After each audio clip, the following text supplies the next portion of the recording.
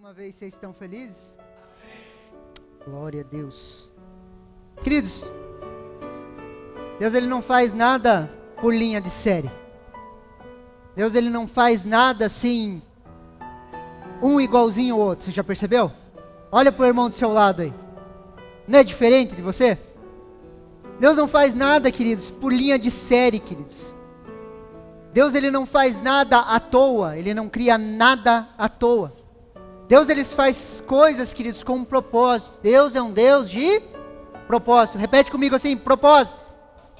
Queridos, Deus é um Deus de propósito. Ele cria as coisas com um propósito, queridos. E Deus ele tem um propósito para a humanidade. Posso ouvir um amém?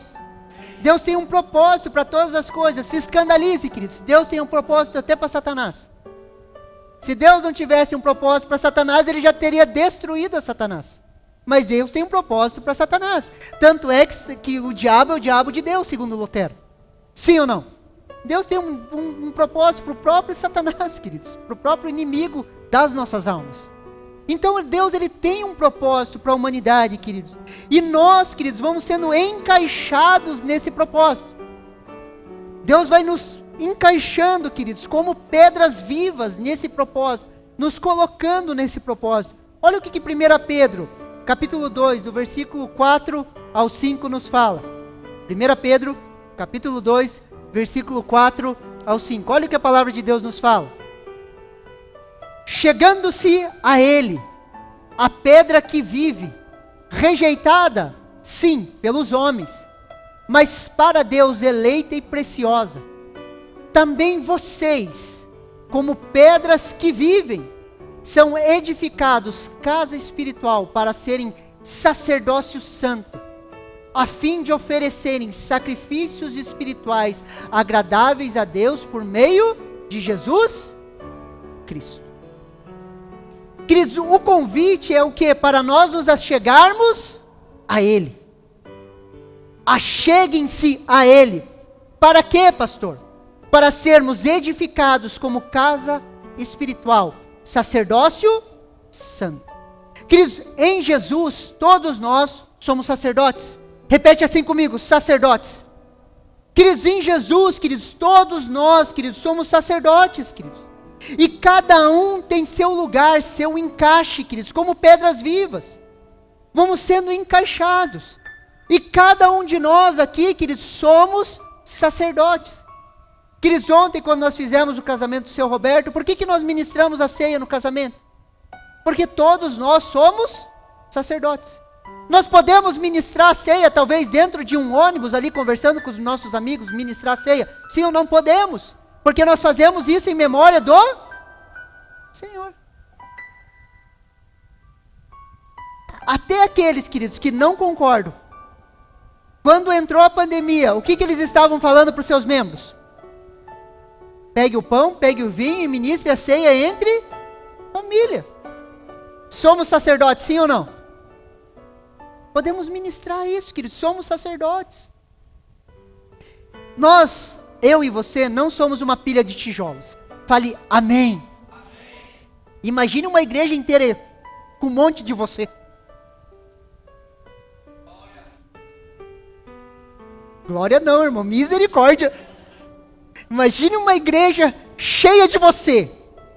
Queridos, uma vez um chegou para mim e falou assim, imagine 2 de mim na igreja, que glória, que coisa boa. Eu olhei assim, meu Deus, esse não se conhece. Fiquei olhando para ele, eu falei, sério que ele... E ele estava falando sério, eu falei, sério que ele está falando isso? Eu falei, meu Jesus. Agora imagine, queridos, uma pilha de tijolo, um monte de igreja, uma igreja assim, aqui, 100 de você assim, um em cima do outro. Assim, formando uma... Meu Jesus. Se a gente se conhece, queridos, a gente ia brigar com nós mesmos. Você não ia se encrespar com você mesmo? Sim ou não? Você ia achar defeito em você, ia brigar com você, ia reclamar de você para o pastor. Ó pastor, o segundo eu lá está me atrapalhando lá.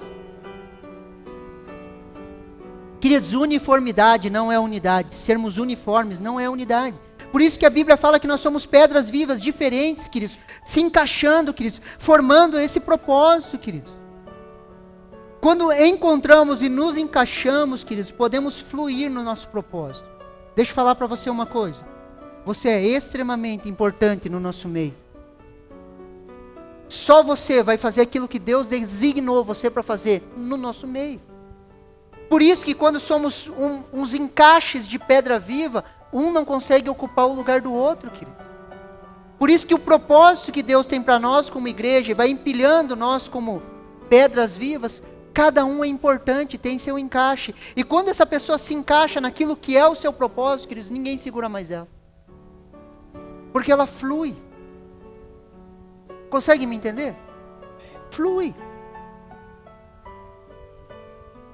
E quando nós fluímos no nosso propósito, queridos, nós nos tornamos resposta de oração para a vida das pessoas.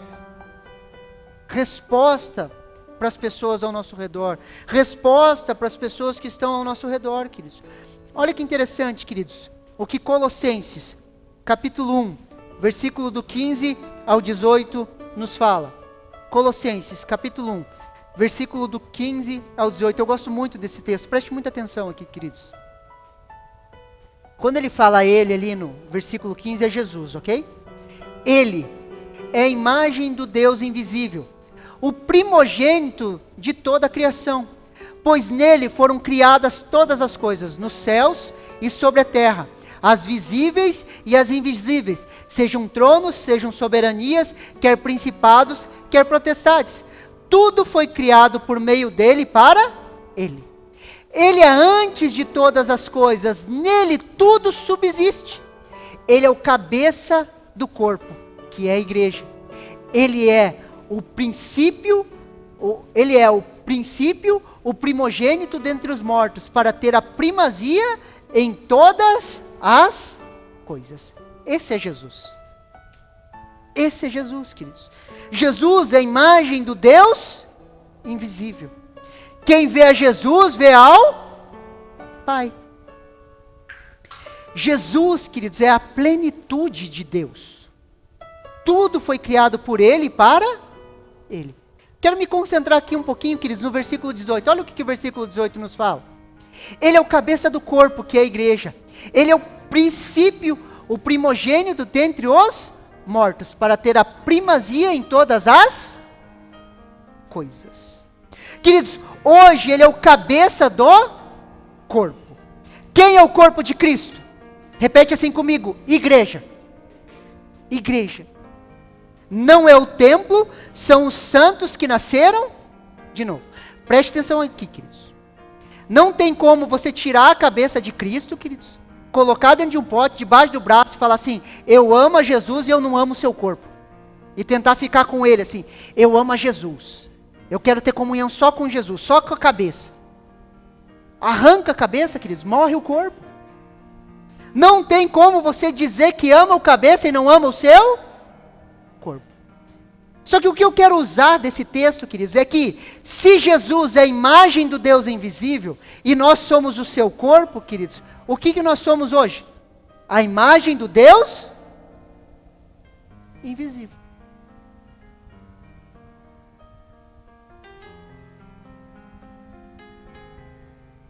Hoje eu e você somos a imagem do Deus invisível.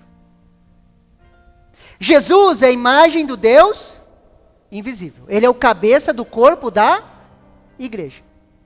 Se o cabeça é a imagem do Deus invisível, eu e você somos a imagem do Deus invisível. Eu quero te dizer uma coisa que talvez te assuste, mas Deus, ele não vai fazer todas as coisas. Preste atenção aqui em mim. Existem coisas que Deus não vai fazer, queridos. Deus é soberano, sim ou não? Sim. Ele pode fazer todas as coisas? Ele pode fazer todas as coisas, sim ou não? Sim. Mas tem coisas que ele não vai fazer. Por quê, pastor? Porque ele decidiu assim. Ele decidiu nos usar no processo. Eu escutei um exemplo, queridos, e faz muito sentido para mim, porque eu faço isso às vezes. Às vezes eu pegava minhas filhas, ainda, o Alisson era bem pequenininho, eu pegava a Analice e a Aline e eu ia lavar o carro.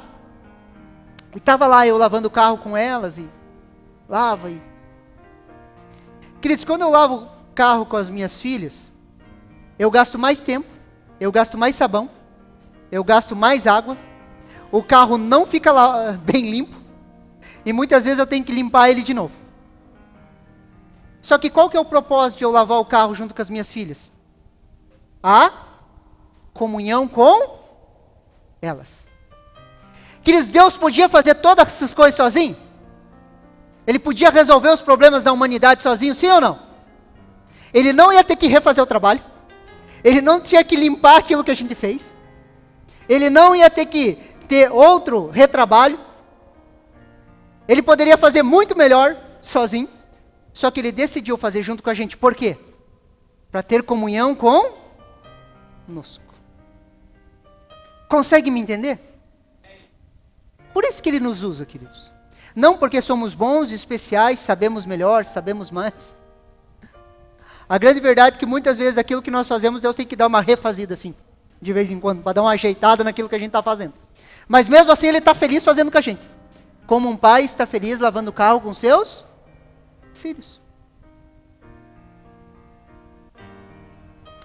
Olha o que Mateus, queridos, 25, do 42 ao 43 nos fala. Preste atenção aqui. Porque tive fome, e vocês não me deram de comer. Tive sede, e vocês não me deram de beber. Sendo forasteiro, vocês não me hospedaram. Estando nu, vocês não me vestiram. Achando-me enfermo e preso, vocês não foram me ver. Se você olha o contexto desse texto, queridos, Jesus está falando ali, queridos, com os seus discípulos, na consumação dos tempos, queridos, onde vai haver a separação dos cabritos e das ovelhas. Ele usa esse termo, cabritos e ovelhas. Vai haver essa separação no final dos tempos. E ele fala uma coisa: tive fome e vocês não me deram de comer. O que Jesus está falando, queridos? Preste atenção aqui em mim. Deus poderia alimentar, matar a sede, hospedar e vestir todas as pessoas na face da terra, sim ou não? Ele poderia de forma instantânea fazer assim, ó, puf, sim ou não? Poderia. Ele é o Deus Todo-Poderoso, Criador dos céus e da terra, onipotente, onipresente, onisciente. Ele poderia fazer assim, ó, eu quero acabar com a fome de todo mundo, sim ou não? Poderia.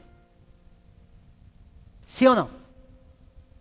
Mas por que ele não faz? Porque ele decidiu usar a minha e a sua vida. Ele decidiu, queridos, na sua soberania, usar a minha e a sua vida.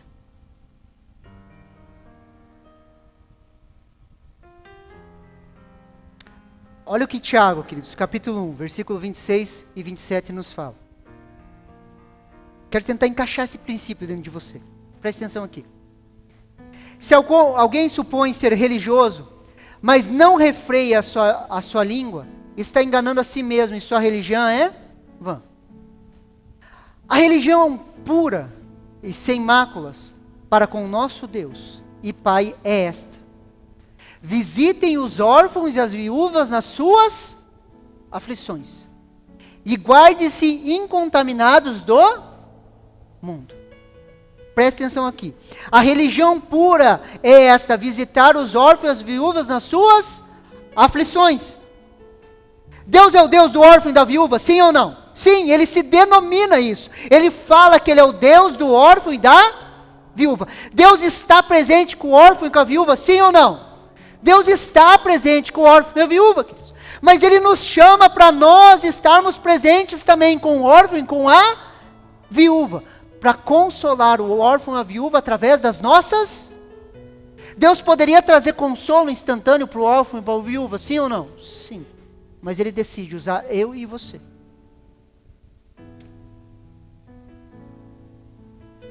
Ele nos chama para compartilhar as suas aflições e mais, compartilhar o seu coração conosco. Enquanto estamos consolando o órfão e a viúva, Deus vai compartilhando o coração dele conosco, queridos, trabalhando em nós, nos fazendo mais parecidos com Jesus. Você consegue me entender que existem coisas que Deus não vai fazer? De forma soberana e absoluta, Ele vai usar a minha e a sua vida? Aqui que nós precisamos entender uma coisa, queridos. O Evangelho, ele nos traz muitos benefícios. Mas também ele nos traz muitas responsabilidades. Muito se fala do benefício do Evangelho, queridos. Muito tem se falado do benefício do Evangelho. Muito tem se falado do amor de Deus, queridos. E não tem nada de errado com isso. A única questão é, queridos, que muitas vezes se fala do amor de Deus, queridos, não como o amor de um pai, mas como o amor de um avô. Queridos, o pai que ama, ele carrega os seus filhos de responsabilidade, sim ou não? Chega a uma certa idade, já começa a arrumar a cama, já começa a fazer isso, porque é a função do pai colocar responsabilidade nos filhos, sim ou não? Só que muito do que se fala de amor de Deus parece o amor de um avô, isento de qualquer responsabilidade. Não é função dos avós das minhas filhas colocar responsabilidade nelas.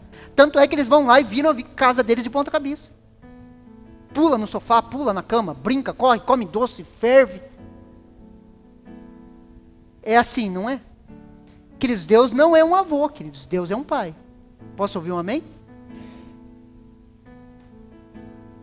A obra redentora de Jesus, queridos, ela transforma a nossa realidade. Olha o que Romanos capítulo 8, versículo 16 ao 17 nos fala. O próprio Espírito confirma ao nosso espírito que somos filhos de Deus.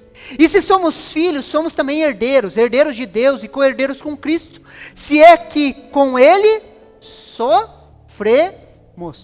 para que também com Ele sejamos glorificados.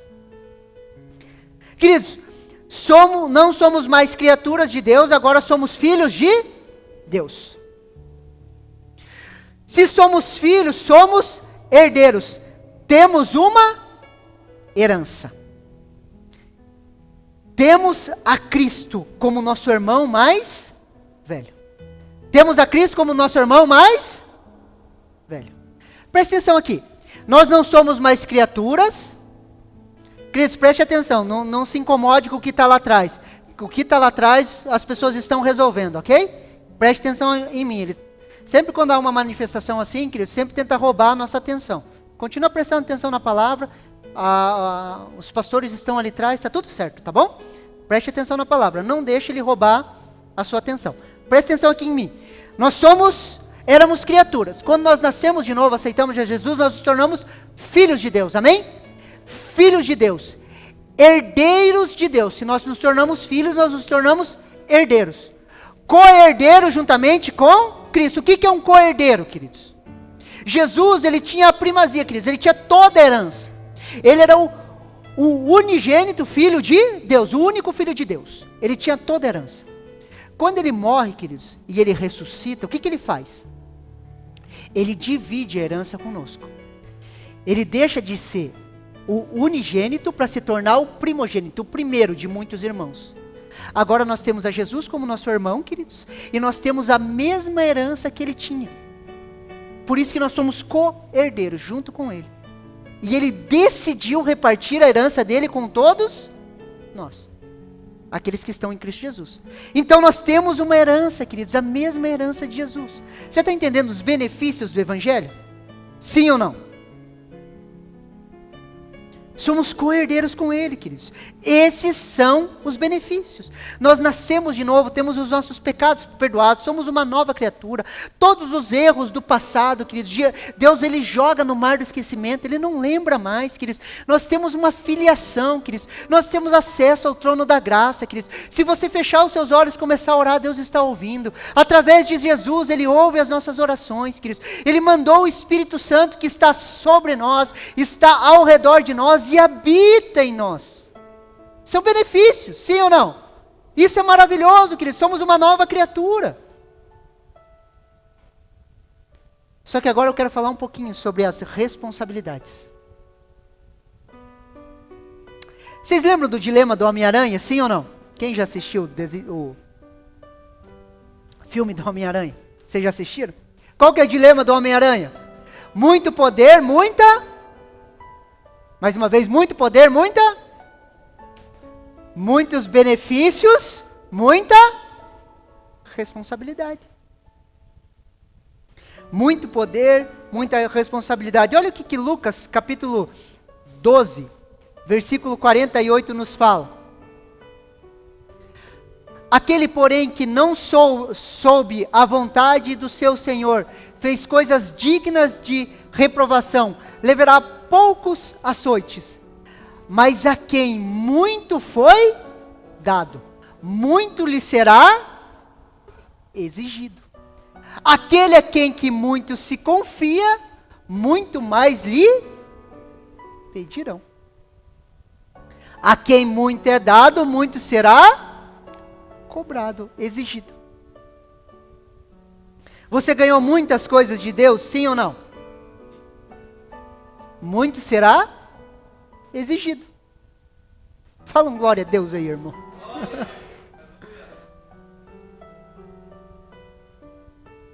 Queridos, fomos extremamente abençoados. Muito foi nos dado.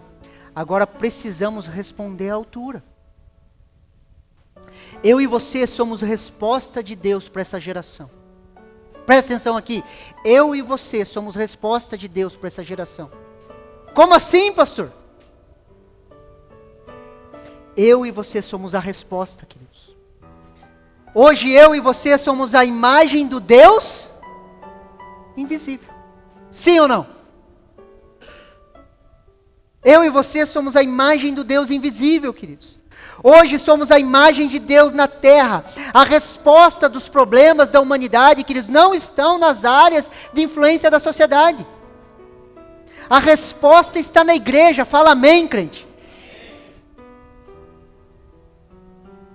Qual que é o grande problema da humanidade? Olha o que Gênesis, capítulo 3, do versículo 17 ao 19 nos fala. Gênesis, capítulo 3, versículo 17 ao 19.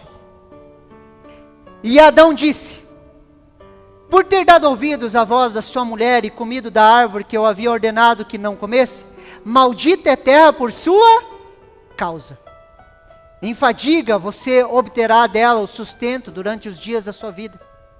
Ela produzirá também espinhos e ervas daninhas, e você comerá a erva do campo. No suor do seu rosto você comerá o seu pão, até que volte à terra, pois dela você foi formado, porque você é pó, e ao pó voltará. Queridos, todos os problemas sociais nascem aqui. Todos os problemas, queridos, da humanidade, eles nascem nesse exato momento. A terra que era boa, a criação de Deus, ela se torna maldita pelo pecado do homem, pela desobediência de Adão. O problema da humanidade, queridos, se chama pecado. O problema da humanidade, queridos, se chama pecado. Não resolvemos isso com uma boa educação, uma maior renda, um melhor estilo de vida. Não resolvemos, queridos. Você consegue me entender? Porque se fosse assim, queridos, países extremamente desenvolvidos, com uma boa qualidade de vida, boa educação, recurso financeiro à vontade, queridos, não teria um alto índice de suicídio. Países como Suíça, Suécia, queridos, que tem tudo que nós sonhamos em ter, queridos, existe um alto índice de suicídio e depressão. Queridos, eles têm educação, eles têm saúde, eles têm renda, eles têm governo, eles têm... E ao mesmo tempo não tem? Porque a resposta do ser humano está na igreja. Por nós vivemos no país que vivemos, queridos, com essa mentalidade, a gente sempre pensa que nós precisamos de uma melhor educação, de melhores governantes, melhor. Isso são coisas boas, nós precisamos lutar como sociedade para isso? Claro que sim, não estou falando isso. Mas o problema do ser humano, queridos, está naquilo que se chama pecado. Porque a gente pode melhorar, queridos, toda uma sociedade, queridos, e levar toda ela para o inferno. Eu ia falar quinto dos infernos, mas daí ia se escandalizar. A gente pode melhorar, queridos, toda uma sociedade e levar ela para o inferno. Porque o problema do ser humano é o pecado. Consegue me entender? O problema de todas as pessoas na face da terra é a rebelião contra Deus. Olha o que Romanos capítulo 3, versículo 23 nos fala. Pois todos pecaram e carecem da glória de... Todos pecaram e carecem da glória de Deus. Queridos, o salário do pecado é a morte, queridos. É aqui que nós precisamos focar, queridos. Qual que é o papel principal da igreja, queridos? Lidar com o pecado.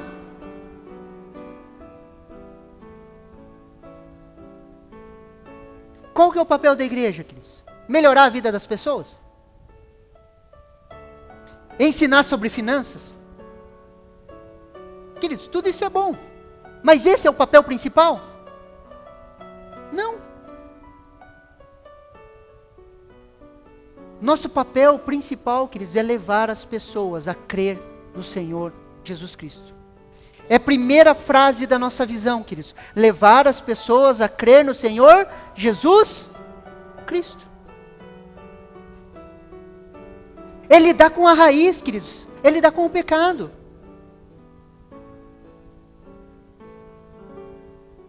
Sabe por quê? Senão nós perdemos muita força. Presta atenção aqui em mim. Quando uma pessoa vem para a igreja, queridos, ela pode estar cheia de problemas ao seu redor, queridos. Cheio. Problema financeiro, problema com vício, problema com aquilo, problema com aquele. Qual que é a nossa grande dificuldade? É olhar para aquela pessoa e ver que a raiz de tudo aquilo, queridos, é a falta de Jesus. E daí a gente começa, não, a gente tem que ensinar ela sobre finanças. A gente tem que ensinar isso. A gente tem que fazer aquilo. A gente tem que fazer isso. Daí a gente fica no grupo familiar, tentando reformar as pessoas, queridos. E não dá para reformar, queridos. Tem que nascer de novo.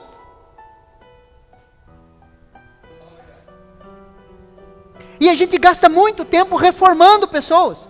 Assim como o ferro afia o ferro, o irmão afia o rosto do seu. Como que afia o ferro, queridos? Tem que pôr primeiro no fogo. Pergunta para o Charles. Charles não sabe. Não tem que pôr no fogo? Bater em ferro frio cansa? Não adianta, não vai mudar. Colocar no fogo, queridos, é levar a pessoa ao novo nascimento. Quando ela está molinha ali, queridos, porque Jesus tocou no coração dela, daí você senta a marreta. Daí você vai moldando ela, a imagem de Jesus. Agora, bater em ferro frio cansa. Daí a pessoa vem para a igreja, queridos, a gente começa a tentar, tem que dar aula de finanças para ela, tem que fazer isso, tem que fazer aquilo, não tem que nada, queridos, tem que falar de Jesus.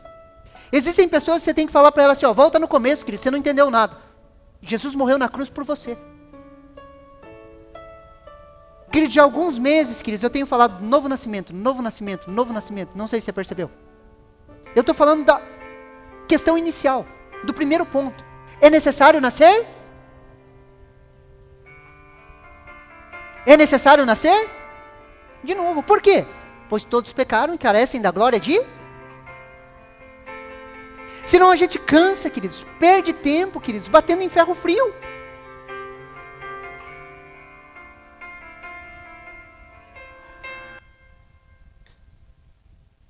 Muitas vezes, preste atenção aqui em mim. Eu demorei muito para aprender isso. E eu sofri demais, queridos. Preste muita atenção aqui em mim, eu quero falar em amor com você. Muitas vezes, na nossa boa vontade, a gente quer que as pessoas tenham o nosso estilo de vida. E quando nós nos aproximamos das pessoas, nós queremos que elas sejam iguais a gente. E a gente quer que elas tenham um estilo de vida nosso. E a gente começa a ficar brabo, porque as pessoas não querem fazer aquilo que a gente está falando para elas fazer. Queridos, no começo da minha conversão, eu tinha um estilo de busca a Deus, queridos. Queridos, eu me trancava dentro do quarto, queridos, eu lia livros, eu estudava, eu lia a Bíblia, queridos, eu orava em línguas, às vezes 3, 4, se deixasse, ficava horas orando em línguas, queridos, uma busca intensa. Quando eu ia para a reunião de jovens, o que eu queria, queridos? Eu queria que todo mundo fosse igual, fizesse aquilo que eu fazia. Às vezes, queridos, você vai lidar com as suas finanças de um jeito. Às vezes você vai lidar com a sua saúde de um jeito, de outro jeito, de outro jeito. E o grande problema é quando nós estamos liderando na igreja, nós queremos que todo mundo faça igual a... Deixa eu te explicar melhor. Vamos passar um café. Vamos passar um café. Pega a água, coloca na chaleira elétrica, coloca a água para esquentar, pega a garrafa, coloca o filtro, 3 colheres de café, pega a água, joga dentro da garrafa. Fecha a garrafa, coloca ali, quem quiser adoça. Vamos fazer um café. Pega a água, não uso chaleira elétrica, uso fogão, acendo, adoço a minha água, pego a térmica, não quero usar filtro de papel, gosto daquele filtro que parece uma meia velha, coloco ali, passo o meu café. Vamos passar um café. Pego o meu café, acendo o meu forno a lenha, coloco minha chaleira, ela aquece, demora para aquecer um pouquinho, mas aquece. Pego lá o meu bule, sabe aquele bule? Pego a minha meia, passo o café, depois que eu passei o café, eu pego 3 colheres de açúcar, misturo e sirvo o café. Vamos passar um café? Quem está certo?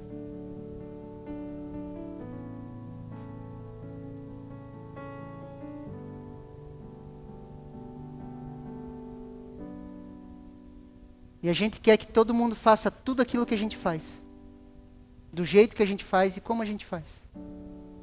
Queridos, eu demorei muito para aprender isso. Eu demorei muito para entender a natureza de chamado. Eu demorei muito para entender, queridos, que em algumas áreas Deus vai me fazer ser mais radical. E não é para todo mundo. Queridos, eu fiz votos com Deus, queridos, que não são doutrinas, que eu não posso colocar na vida da igreja.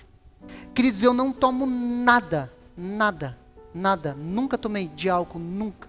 É um voto com Deus, eu não tomo, queridos. Agora eu posso subir aqui e falar assim para ninguém bebe a partir de hoje. Queridos, eu tenho a maneira do meu controle financeiro, das minhas finanças, da maneira que eu lido com a minha casa, da maneira que eu lido com meus filhos. Existem limites que Deus coloca, sim ou não? Limites. E desse extremo para esse extremo não existe aqui variáveis, sim ou não? Vamos passar um café?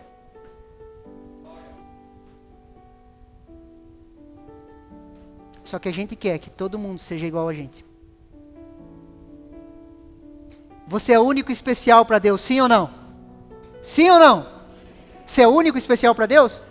Então por que você quer que todo mundo pense que nem você?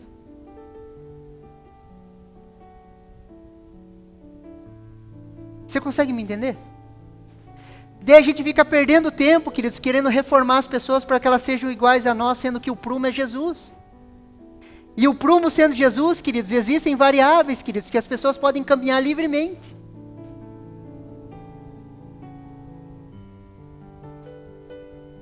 Consegue me entender?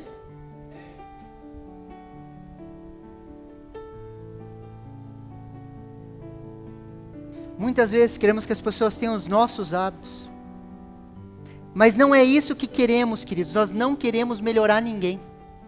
E nem melhorar as pessoas para que sejam parecidas com nós, queridos. O nosso foco é levar as pessoas a crer em Jesus. Jesus. Por quê, pastor? Porque o Espírito Santo foi enviado por isso. Olha o que João capítulo 18, versículo do 8 ao 9 nos fala. Presta atenção aqui. Quando ele vier, convencerá o mundo do pecado, da justiça e do juízo. Do pecado, porque não creram em mim.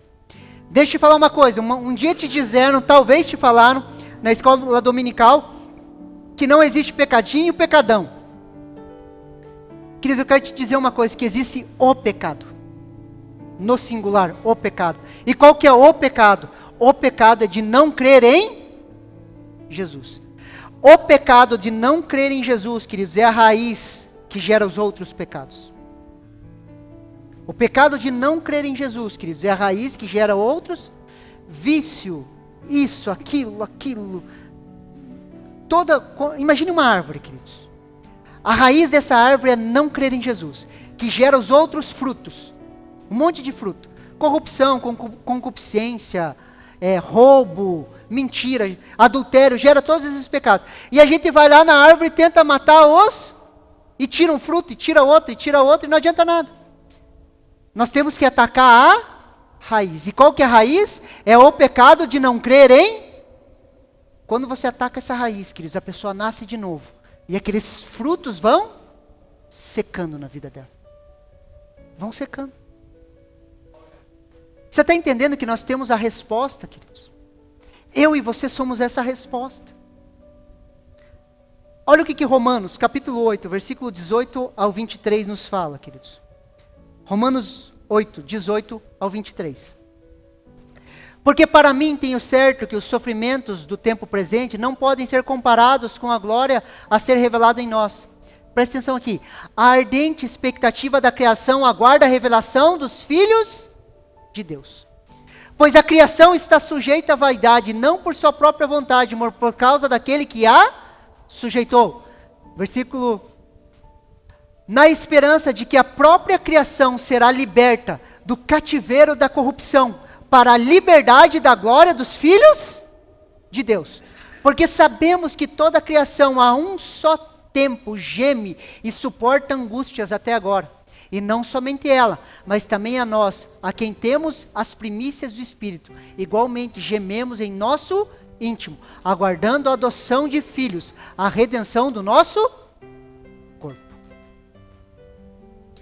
Queridos, olha o versículo 19. A ardente expectativa da criação aguarda a revelação dos filhos de Deus. Existe uma ardente expectativa do quê? De um salário melhor, de uma educação melhor, de um governo melhor? Não, queridos. Existe uma ardente expectativa da criação, esperando a revelação dos filhos de Deus. E essa palavra filhos aqui é ruis, filhos maduros. Os filhos de Deus que se manifestam, queridos, que manifestam o reino de Deus. Existe uma ardente expectativa. Toda a criação está esperando, queridos, esperando uma resposta minha e sua. Eu e você somos a resposta. Fala amém aí, queridos. Olha o que o versículo 20 e 21 nos fala. Pois a criação está sujeita à vaidade, não por sua própria vontade, mas por causa daquele que a sujeitou, na esperança que a própria criação será liberta do cativeiro da corrupção, para a liberdade da glória dos filhos de Deus. Pois a criação está subordinada, está sujeita, queridos, à vaidade. A palavra vaidade aqui, queridos, significa o que está destituído de verdade. Olha para o nosso redor. Olha o mundo que nós vivemos. Um mundo relativista, queridos. Que não aceita uma verdade absoluta. É essa vaidade, queridos, que tem sujeitado a criação.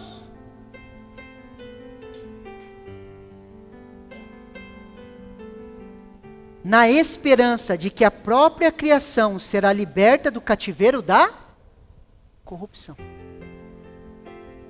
O ser humano nasce corrompido, debaixo de um cativeiro, queridos. O ser humano, queridos, não consegue se libertar sozinho. Ele está preso no pecado de Adão. E existe uma esperança. E qual que é a esperança? De que toda a criação será liberta desse cativeiro. Liberta para a liberdade da glória dos filhos de Deus.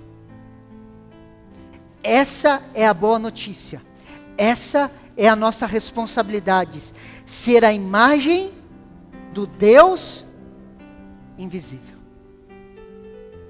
Você consegue me entender? O Evangelho nos trouxe benefícios, sim ou não? Sim ou não? E muitos. Só que ao mesmo tempo ele nos trouxe muitas responsabilidades. Muitas responsabilidades. Presta atenção ali no versículo 21, queridos. Na esperança de que a própria criação será liberta do cativeiro da corrupção, para a liberdade da glória dos filhos de Deus. Existe um gemido, queridos. Você consegue ouvir esse gemido? Pessoas gemendo, queridos. Você lembra desse gemido quando você não tinha Jesus? Você lembra da dor interior? Você lembra das dificuldades que você tinha? Você lembra disso? Você lembra dessa dor? Existem pessoas lá fora agonizando, queridos. E a resposta delas não está em uma boa educação, queridos. Na mudança da vida delas. De um bom emprego, de coisas assim.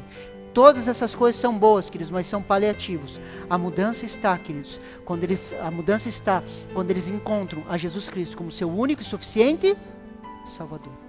E nós temos essa resposta. Você recebe essa palavra no seu coração? Você consegue me entender? Você é a resposta. Amém?